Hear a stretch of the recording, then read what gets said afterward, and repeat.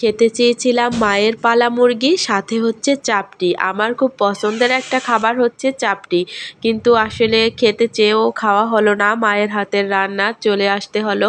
Hello বন্ধুরা, আসসালামু আলাইকুম। নিশ্চয়ই সবাই অনেক অনেক ভালো আছেন এবং সুস্থ আছেন। তো যাই হোক, মায়ের হাতের রান্না খেতে চেয়েছিলাম কিন্তু খাওয়া হলো না। মায়ের পালা মুরগি, তারপর হচ্ছে মায়ের আতপ চাল দিয়ে নিজের বাসায় এসেই তৈরি করলাম। মায়ের হাতের খাওয়া হলো না, নিজের হাতে করে তারপর খেলাম। যেহেতু খেতে চেয়েছিলাম, মা সব কিছু রেডি করে দিয়ে দিয়েছে।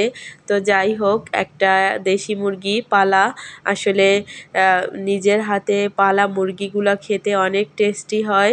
আমরা আসলে সব সময় শহরে বসে কিনে খাই, কিন্তু তারপর নিজেদের একদম পালা মুরগি অন্যরকম একটা টেস্ট হয়। তো যাই হোক, আজকে আমি নিজের হাতেই তৈরি করব মায়ের পালা মুরগি রান্না করব। একদম সুন্দর করে একটু ঝোল ঝোল করে রান্না করব, যেহেতু আমার খুব পছন্দের একটা পিঠা চাপটি। আমি আসলে সব রকমের পিঠা বেশি পছন্দ করি না, কিন্তু আমার চাপটি পিঠাটা খুব পছন্দের। তো ভাবলাম একটু দেশি মুরগির ঝোল দিয়ে চাপটি পিঠাটা খেতে খুব ভালো লাগে। তো যাই হোক, এই তো আমার রান্না, মশলাটা কষিয়ে একবারে মাংসটা পরিষ্কার করে একদম মা দিয়ে দিয়েছে সব কিছু রেডি করে। বাসায় এসে আমি শুধু রান্না করলাম, মশলাটা বের করে, আর সব কিছু একদম কেটে কুটে সুন্দর করে দিয়ে দিয়েছে। আসলে যখনই মায়ের কাছে যাই তখনই সবসময় এরকম একদম সব কিছু পরিষ্কার টরিষ্কার করে একবারে সুন্দর করে দিয়ে দেয়, যাতে আমার কষ্ট না হয়। আসলে মারা এরকমই হয়। তো যাই হোক, আমার রান্নাটা মোটামুটি কমপ্লিট হয়ে গেছে। একটু ঝোল ঝোল করে রান্না করব, যেহেতু চাপটি পিঠা দিয়ে খাবো, আর ভুনা আমি বেশি পছন্দ করি না। তো এই তো আমার রান্না কমপ্লিট হয়ে গেছে, আর সাথে একটা আলু দিয়ে দিয়েছিলাম।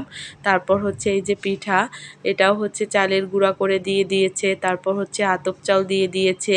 তো চাপটি পিঠা, মায়ের হাতের পিঠাটা খুব বেশি সুন্দর হয়। আমি অত সুন্দর করে পারি না, তারপরও চেষ্টা করি করার। তো যাই হোক, এক এক করে সব পিঠাগুলো আমি তৈরি করে নেব, কারণ আমি আসলে মিষ্টি পিঠা বেশি পছন্দ করি না। এজন্য আমার এই পিঠাটা আসলেই এত ভালো লাগে, খালি খেতেও ভালো লাগে, তারপর হচ্ছে মুরগি দিয়ে খেতেও বেশি ভালো লাগে। তো আমি সব পিঠাগুলো একবারে তৈরি করে নেব।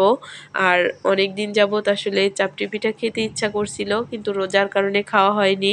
তো এই তো পিঠাগুলো মাশাল্লাহ খুব সুন্দর হয়েছে। পুরো ভিডিওটা না টেনে দেখবেন, ভালো লাগলে অবশ্যই লাইক কমেন্ট শেয়ার করে দিবেন। তো এই তো এক এক করে সব পিঠাগুলো আমি ভাজতেছি, আর আমার মেয়েরাও এই পিঠাটা খুব বেশি পছন্দ করে। আল্লাহ হাফেজ।